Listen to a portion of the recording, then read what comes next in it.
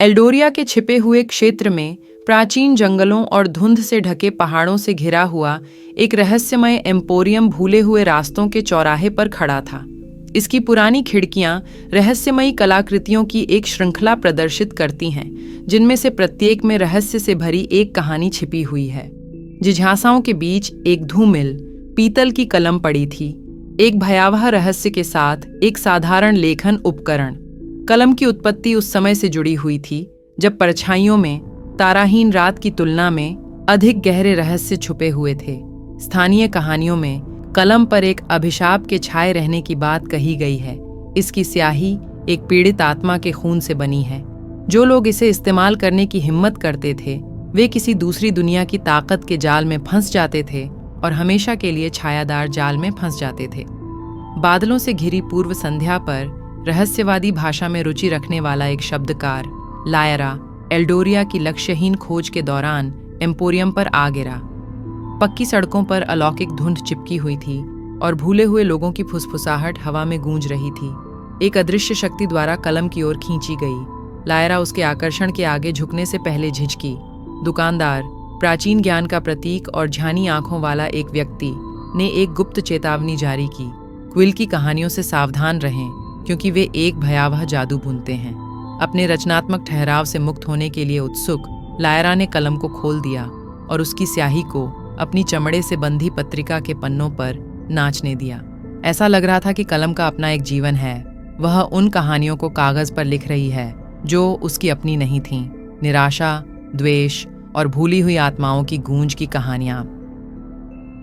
असहज फिर भी मोहित, लायरा ने लिखना जारी रखा, कलम के अंधेरे आकर्षण का विरोध करने में असमर्थ।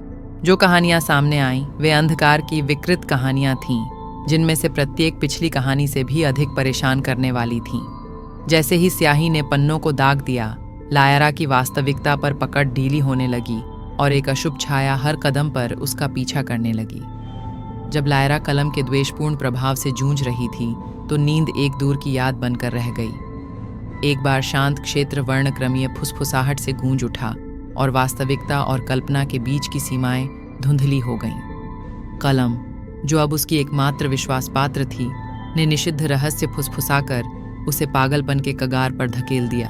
कहानियों के भीतर पीड़ित आत्माओं के दर्शन से परेशान होकर लायरा ने कलम की उत्पत्ति को उजागर करने के लिए दृढ़ संकल्प के साथ क्षेत्र के अभिलेखागार में प्रवेश किया।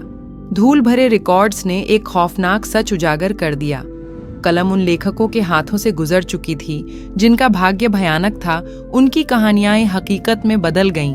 भयभीत फिर भी दृढ़, लायरा को एहसास हुआ कि द्वेषपूर्ण ताकत का सामना करना ही मुक्त होने का एकमात्र तरीका था। नए दृढ़ संकल्प के साथ वह अपने मन के सबसे अंधेरे स्थानों में चली गई, जहां कलम के प्रभाव ने जड़ें जमा ली थीं। छाया के साथ चरम टकराव में लायरा ने द्वेषपूर्ण शक्ति से लड़ाई की। उसकी ताकत हर गुजरते पल के साथ कम होती जा रही थी। फिर भी संघर्ष के दौरान उसके भीतर लचीलेपन की एक चिंगारी जगी, आशा की एक किरण, जिसने कलम की घातक पकड़ का विरोध किया।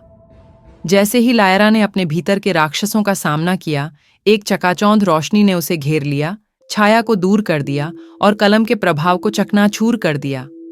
कलम फर्श पर खड़खड़ाने लगी, उसका द्वेष बुझ गया। पीड़ा से मुक्त होकर लायरा सांस लेने के लिए हाँफते हुए गिर पड़ी। उसका दिमाग अंततः भूतहा कलम की भयावह पकड़ से मुक्त हो गया। जैसे ही अभिशाप समाप्त हुआ, एल्डोरिया को भी भार में वृद्धि महसूस हुई। एक बार मौन रहा क्षेत्र धीरे धीरे फिर से फलने फूलने लगा, मानो एक लंबी और डरावनी नींद से बाहर आ रहा हो।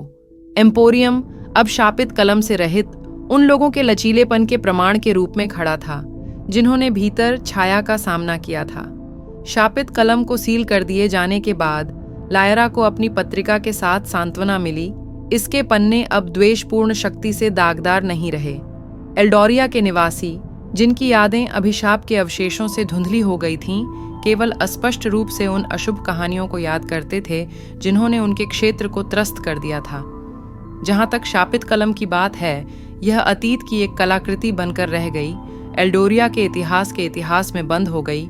लिखित शब्द के भीतर छिपी छायाओं में बहुत गहराई तक जाने के लिए एक व्यक्ति को कितनी कीमत चुकानी पड़ती है, इसकी एक सतर्क कहानी।